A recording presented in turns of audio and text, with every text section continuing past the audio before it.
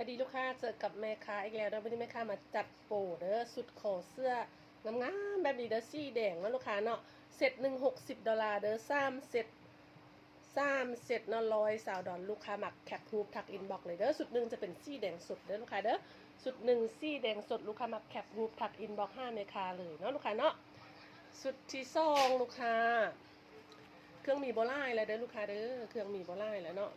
สุดที่สองจะเป็นสีกลมดำนะลูกค้าเด้อ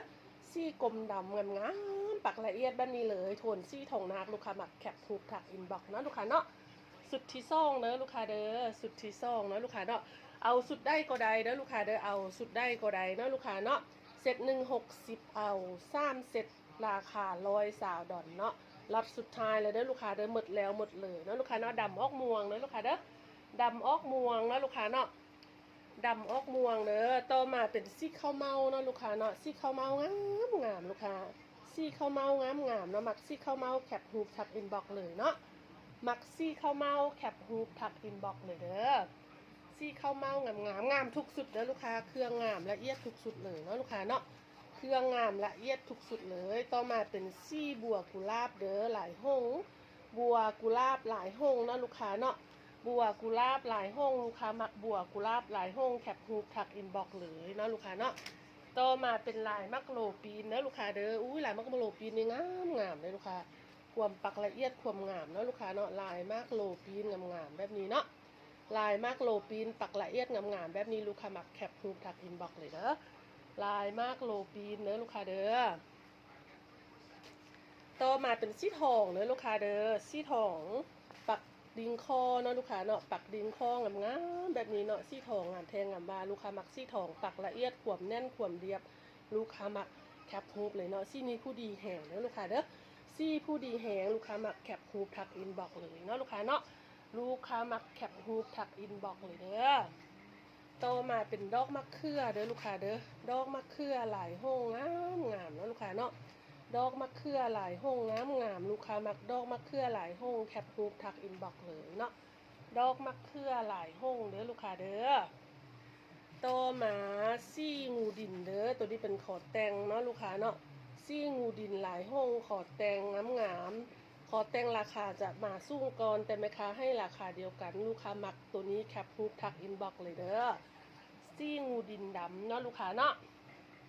มีบอลายเด้อลูกค้าเด้อมีบอลายเนาะโตโตมาเป็นซี่ทองซี่ไข่เด้อลูกค้าเด้อซี่ไข่งามเนาะปักละเอียดที่สุดเลยเนาะผู้ได้มักงานโบราณเอาไปใส่เด้อผู้ได้มักงานโบราณเอาไปใส่เนาะลูกค้าเนาะโตมาเป็นซี่แดงซ้ำเด้อเป็นซี่น้ำตาลนะลูกค้าซี่น้ำตาลไหมเนาะลูกค้าเนาะหรือว่าตับหมูเด้อลูกค้าเด้อน้ำตาลไหมหรือว่าตับหมูปักละเอียดงามแบบนี้เนาะ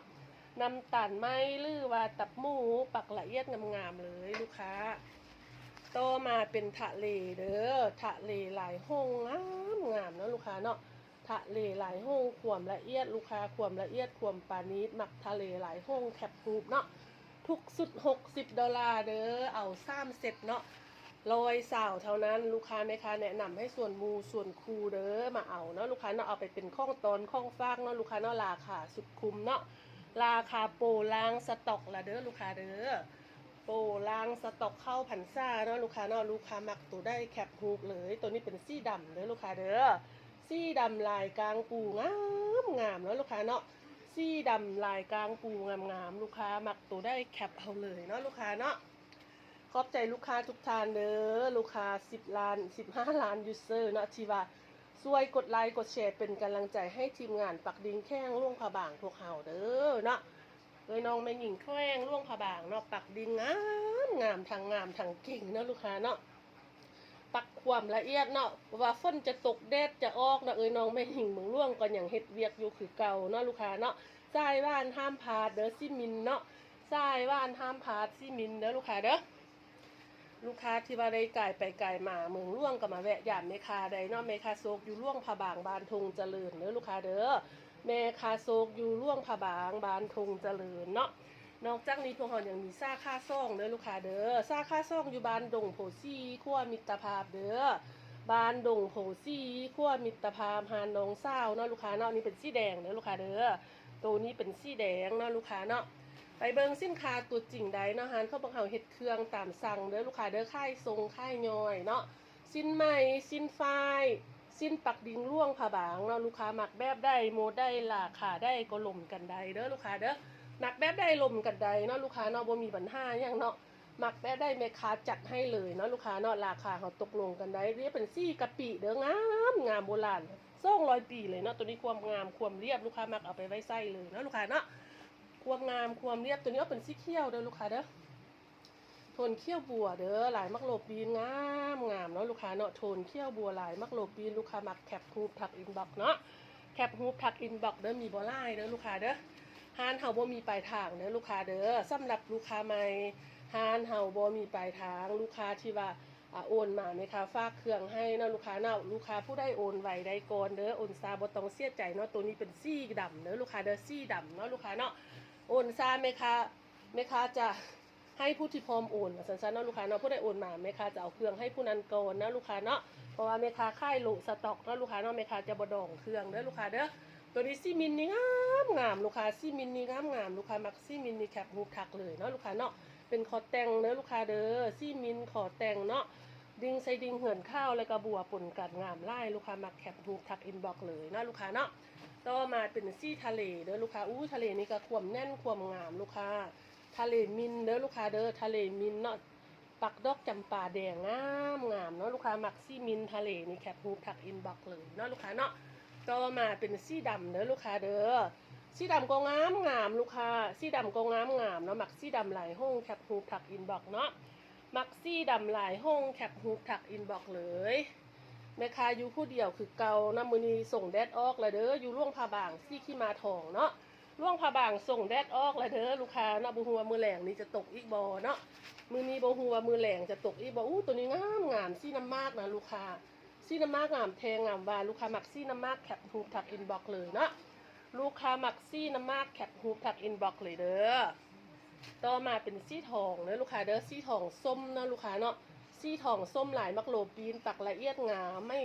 ไม่ขำสีทองนาคเด้อลูกค้าเด้อไม่ขำสีทองนาคงามเนาะลูกค้าเนาะต่อมาเป็นสีเขียวฝรั่งลูกค้าสีเขียวฝรั่งเนาะหลายดอกจันนี่งามเลยลูกค้ามักหลายดอกจันแคปฮูปทักอินบ็อกเลยปักแน่นละเอียดเด้อลูกค้าเด้อปักความแน่นความละเอียดความงามเนาะลูกค้าเนาะปักความแน่นความละเอียดความงามเด้อลูกค้าเด้อต่อมาเป็นสีเผือกเนาะลูกค้าเนาะหลายมักโหลสีเผือกหลายมักโหลงามเนาะลูกค้ามักสีเผือกหลายมักโหลแคปฮูปทักอินบ็อกเลยเนาะมักสีเผือกหลายมักโหลมักแคปฮูปทักอินบ็อกเลยเด้อต่อมาเป็นสีแดงเลยลูกค้าแม่ค้าอยู่ผู้เดียวเด้อลูกค้าเด้อเห็ดไม่ยังก็เป็นแบบมักเกิดมักกะนะพออยู่ผู้เดียวแต่ตัวนี้เป็นสีแดงสดเด้อลูกค้าเด้อสีแดงสดเนาะลูกค้าเนาะต่อมาเป็นสีดำออกฟ้าแม่ค้ามักตัวนี้ไล่เด้อลูกค้าดำออกโทนฟ้านะลูกค้าใส่ฟ้าใส่กลมก็ได้เนาะลูกค้าเนาะใส่สีฟ้าใส่สีกลมก็ได้ลูกค้ามักสีได้ใส่สีนั้นเนาะและต่อมาเป็นสีบัวว่านเด้อลูกค้าเด้อต่อมาเป็นสีบัวว่านหลายห้องงามเนาะมักสีบัวว่านหลายห้องแคปฮูปเลยเนาะลูกค้าเนาะต่อมาเป็นสีดำเด้อลูกค้าเด้อสีดำหลายดอกบัวเนาะลูกค้าเนาะมีแคบพร้อมเด้อไม่ขำทองนาคสีจืดเนาะไม่ขำทองนาคสีจืดนั่นและสุดท้ายเป็นสีเขียวเด้อลูกค้าเด้อลูกค้าทานได้ที่ว่าหมักสุดได้เนาะแคปฮูปทักอินบ็อก5แม่ค้าเลยเนาะสุดท้ายขอบใจลูกค้าทุกท่านที่ว่าช่วยกดไลค์กดแชร์เป็นกำลังใจให้แม่ค้าและอุดหนุนแม่ค้าพร้อมโดยทีมงานข้องบ่ข่าวเด้อบายบายเจอกันคลิปใหม่เนาะหากไลค์คือฮอตทุกคนเนาะอย่าลืมกดไลค์กดแชร์เด้อทุกคนเด้อ